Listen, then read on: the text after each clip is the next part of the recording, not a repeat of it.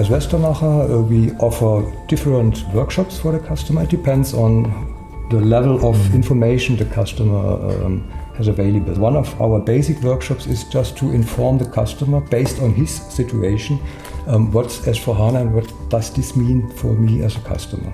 The second workshop is if the customer already knows about S4HANA and thinks about developing a strategy how to get there. And the third approach is the customer really starting a project and needs the technical and business expertise to convert the system, to improve the processes. So these are the workshops we offer.